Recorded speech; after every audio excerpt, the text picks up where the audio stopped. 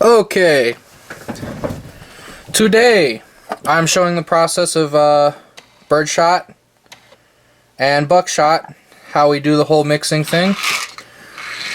My first video that I put up on my YouTube gun channel was just kind of me explaining the difference between these two shells and showing what I did but not how I did it. So today I'm going to show how I did it. We still have some leftover buckshot in there. We'll probably use some of it but not all of it. So let's get right into it. A knife is going to be needed to pry open these shells. The top parts that are crimped, that's what we're going to need to pry open. So let's go ahead and get into this here. Let me adjust some things real quick. Get some stuff out of my way here. Alright, so we're going to take this. We're just going to kind of try to get in here and open these up a little bit. So this one's packed in pretty tight. It's going to probably be a little bit of a pain, but shouldn't be too hard. Ooh, yep, let's be careful there with the knife. Kind of get good in there and get to prying it open. Ah, yeah, this one's a little tight. This one's packed in pretty well. But once we get it started, shouldn't be too much of a problem. See, we've got it pried up there. Oh, there goes some of the BBs. And now it's getting easier. Now it's getting a whole lot easier. Oh yeah, there we go. Nah. So now I'm just going to use the needle nose. So we're not using the sharp knife now that I've got it pretty much open. Just going to open this up.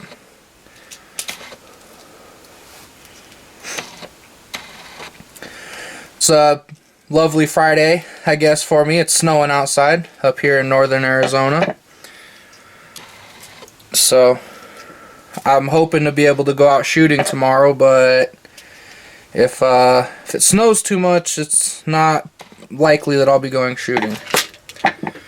So we've got this open as well as we need.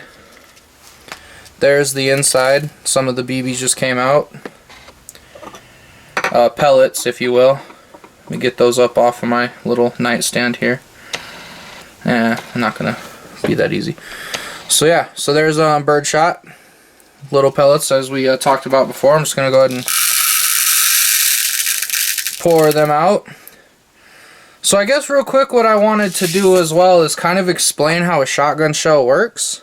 You know, for those who may not really know or are new to this, or you know, maybe you do know but you just kind of like videos like this. That's me. Even if I know something about a gun, I'll still watch a video on it or on the ammo. So right here we have the center fire. That's what this kind of shell is called. I'll do another video explaining what a center fire is and the different types. Center fire, rim fire, whatever. But that's the primer. That's where the firing pin hits, that part right in the middle. When it hits, it ignites the gunpowder that's inside, causing the boom and pushing the pellets out. Inside of here, I might be able to pull it out, just bear with me. Inside of here there's a plastic thing that separates the pellets from the powder so they don't just mix together. I forget what it's called. It's not called a spacer. It's I know the name, I just can't think of it right now. Buffer, something like that. I can't think of it, but I'm gonna go ahead and try to pull that plastic piece out to show you guys. It's in there. I don't know if you can see it. It's in there. It's yeah, I don't know if I'm gonna be able to get this out of here. Well, you know what? I'm just gonna cut this open. That'll solve our problems here. I'm just gonna cut this open.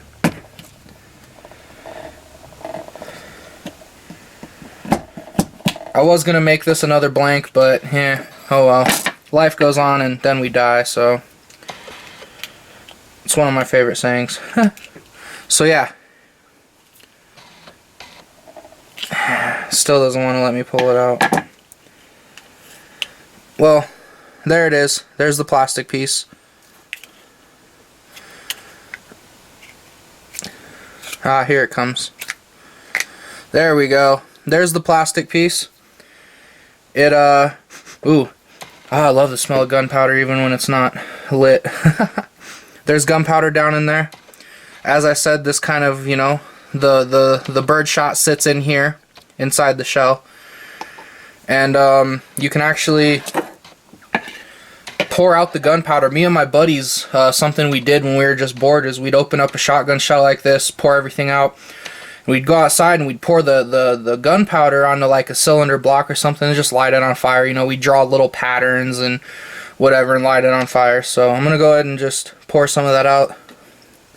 It's not really gunpowder like, you know, the old school black powder. It's a lot more modern, different type of stuff. I'm not going to pour it all out because I don't really want to touch a lot of it. You know, I don't know if chemically what it is. But, that's some of it there. I don't know if you can see it. But there's a whole... Oh, yep, I just poured out more. There's a whole lot in here. I mean, not a whole lot, obviously. This buckshot has more in it, but yeah. So what happens is, like I said, firing pin hits the striker, primer, whatever. Ignites the gunpowder. The gunpowder then being in a confined space, you know, it needs a place to go, the chemicals and gases. Pushes this and your birdshot out of the crimped end, and boom, there's how your 12 gauge shell works. So yeah, that's the birdshot. That's just a regular old target round, you know, bird hunting. I mean, I guess it would be effective on something like a bunny rabbit, or I don't know. I wouldn't use it for that, but let me find a place to put this. I'm just gonna put it in a napkin here.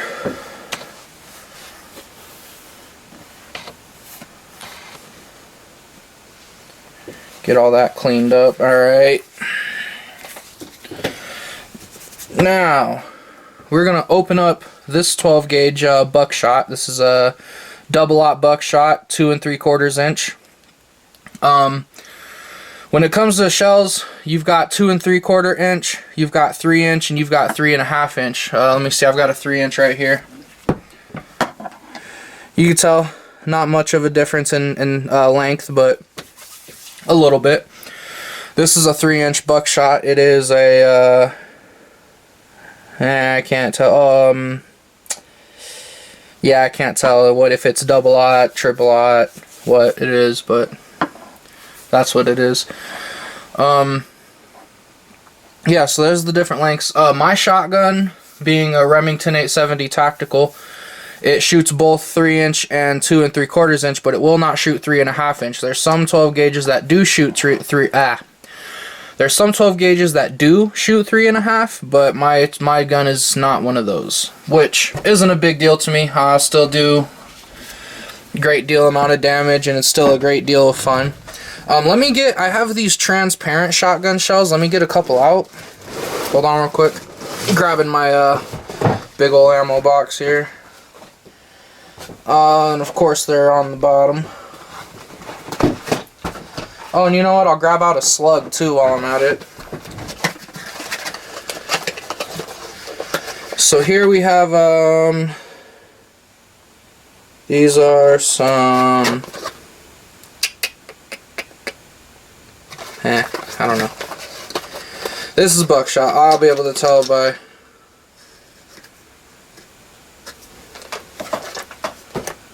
trying to see if this is double-aught or what. Ah, yeah, it's double-aught. Okay. So we've already seen double-aught buckshot before. Here's a transparent shell. That's some double-aught buckshot.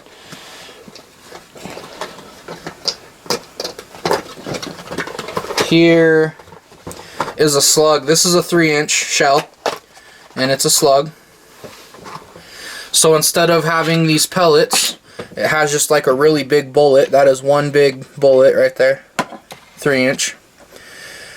You know, it's just a huge slug. I would imagine it probably goes down to about there or somewhere, maybe a little longer. I don't know. I've never taken one of these apart.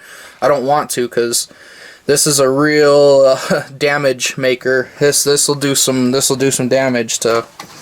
You can shoot this through an engine block and disable an engine. In fact, that's kind of my plan, is if I ever need to disable an engine. Most likely never gonna happen, but I like to dream. But yeah, I could disable the engine of probably even a semi-truck. And this is just some double-aught buck too. 3-inch. These are 3-inch though. This double-aught buck is 2 3/4 inch, but there's some double-aught buck. Right there, some transparent shells. I like these transparent shells, they're kind of cool. But anyway, let's get back to what this video is really about. Put all my ammo back.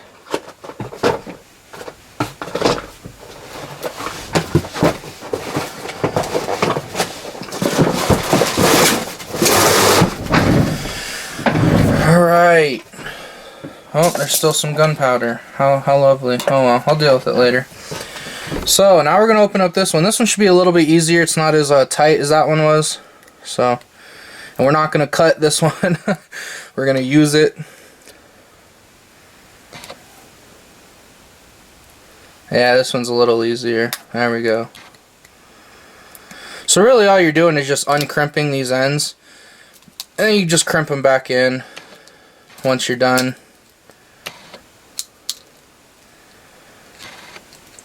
It can still be a little pain in the butt sometimes, but I enjoy it. I have fun doing this type of stuff, so it's not a great deal of a pain to me. Just gonna open her up.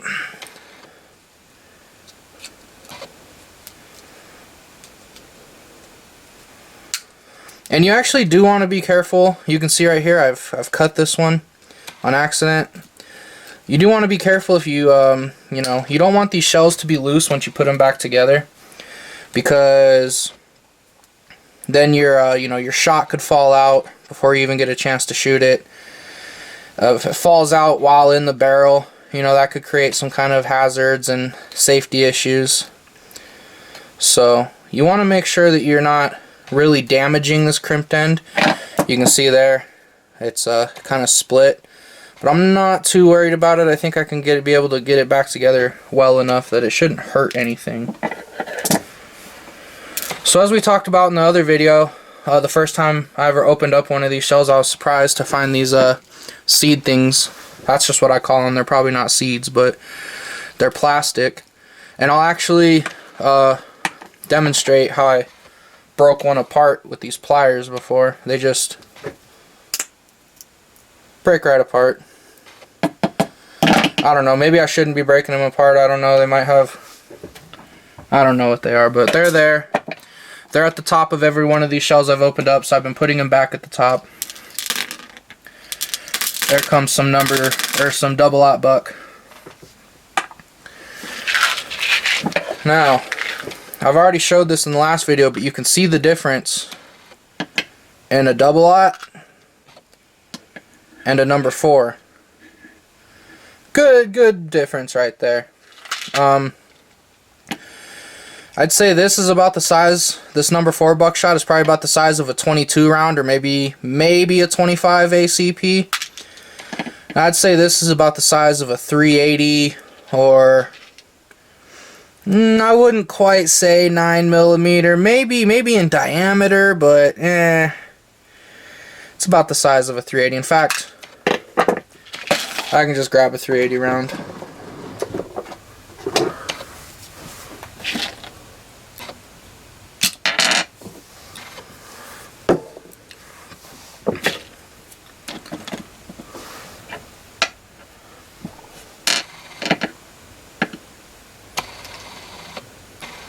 I don't know. I mean, yeah, it comes to, the 380 round comes to a cone because it's a hollow point.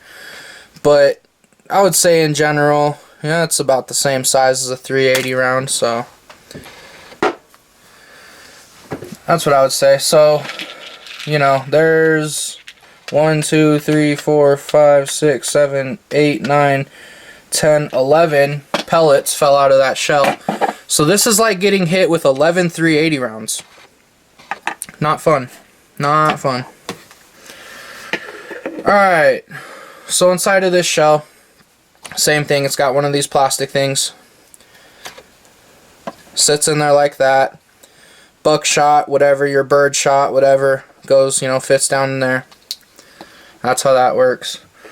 So how should we do this? I think we're gonna start with some number 4 buckshot. Let's do 6. 1, 2.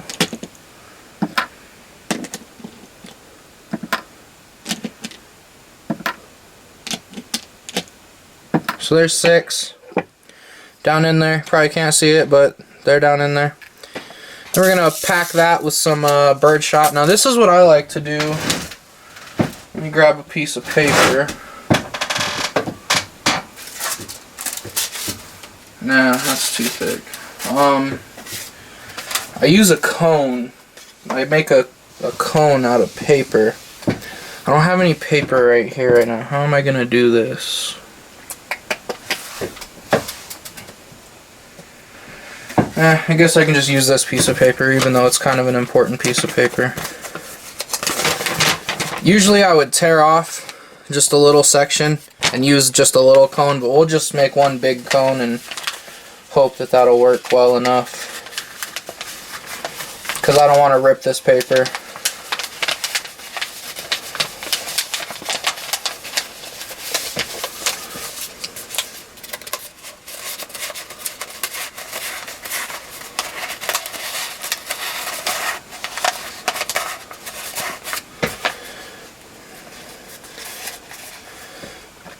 So there we have it, a cone. I know this is going to be off screen, but I'm just dumping bird shot into the top of the cone and it's funneling it down into the shell. So I'm going to do a nice thick layer of bird shot into this one. And yeah, there we go. Bird shot laid up on top of the number 4 buckshot. Now let's go ahead. I'm going to put about 3 of the double-aught buckshot. That's the bigger ones. There's 1. There's 2. And there's 3. How many licks does it take to get to the center of a shotgun shell? So I'm going to go ahead and put 1 more. I don't know if you guys can see, but there's a spot where some bird shot is still showing. I can go ahead and put 1 more buckshot. So I'll go 4. I guess that's how many it takes to get to the center. Yeah, so there we go. There's 4 buckshot. Then I'm gonna top it off. Let's just play around. I'm gonna put 2 of the little buckshot, 2 of the little number 4. 2 in there. And then I'm gonna use the rest of this bird shot. We're just gonna put the rest of the bird shot right down in there. And then that should be good.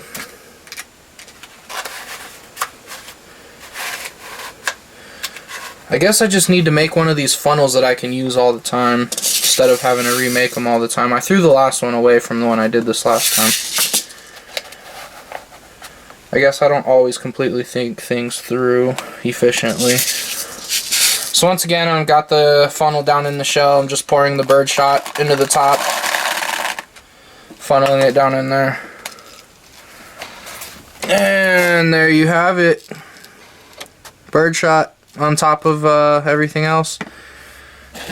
Now we're gonna go ahead and put these seeds back. I know I use these pliers a lot to pick things up. It's because I don't really know what I'm touching. To be honest with you, I know a lot about guns.